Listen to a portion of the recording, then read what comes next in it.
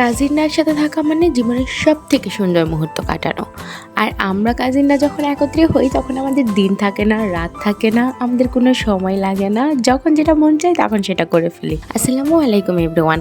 আমরা কাজিনরা একসাথে হলে অনেক মজা করি। এর আগের অনেকগুলো ব্লগে আপনারা দেখেছেন আমাদের সেই আনন্দ ঘন মুহূর্তগুলো। আর এবারও আমরা কোরবানির ঈদে সব কাজিনরা একত্রে হয়েছিলাম আর প্রচুর মজা করেছি।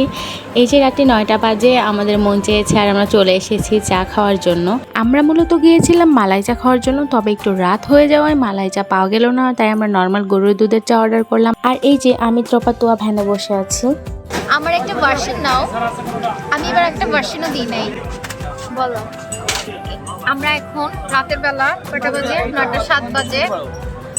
9টা 7 বাজে আমার জামাই বিরক্ত করছে পিছন থেকে। হ্যাঁ, কিন্তু আমরা এখন গরুর দুধের চা খেতে আসছি। নাটিয়াপাড়া আসছি, বাসে কেউ জানে না যে আমার জামাই এসে বিরক্ত করতেছে পিছনে, সবসময় করে। এখানে আমাদের সাথে তুয়া আছে, তুয়া আছে, তারপর তনু আছে। ইভেন এখানে শালম ভাই আছে, উনি গাড়ি ঢুকাই ফেলতেছিল, তা আমরা গাড়ি নিয়ে চলে আসছি। আমরা ধরে নিয়ে আসছি, আমরা একে জোর করে ধরে নিয়ে আসছি শুধুমাত্র গরুর দুধে চা খাওয়ানোর জন্য। গরুর দুধে চা আসলে চা দেখাবো। এই যে লিখন চায়ের অর্ডার দিয়ে দাঁড়িয়ে অপেক্ষা করছে কখন আমাদের চাটা দিবে। আর আমরা এদিকে ভ্যানে বসে বসে মজা করছিলাম আর কি করা যায় প্ল্যানিং করছিলাম। এই যে এর মধ্যে আমাদের চা আবার চলে আসছে আর আমরা 3 বোনে চেয়ার আপ করতেছিলাম। তো হঠাৎ ভাবলাম, ওহো, আমাদের সাথে তো আরও 2 জন আছে যারা নতুন অ্যাড হয়েছে বছর, মানে আমাদের 2 বোনের হাজব্যান্ড। তো আমরা 5 জনে মিলে চেয়ার আপ করলাম। তারপরে সবাই চাটা এনজয় করছি, ভ্যানওয়ালা ভাইয়াও চাটা খাচ্ছিল। চা খেতে খেতে আমাদের আবার আইসক্রিম খাওয়ার মুড হয়ে গেল। এদিকে তো আইসক্রিমের দোকানে এসে প্রায় ফ্রিজের ভিতরে ঢুকে যাচ্ছিল। এবার তোয়াকে দেওয়া হচ্ছে না, তাই অনেক ভাই টপা দুজনে মিলে লেগেছে ফ্রিজের পেছনে, কি আইসক্রিম আছে কোনটা খাওয়া যায় চুজ করতেছে।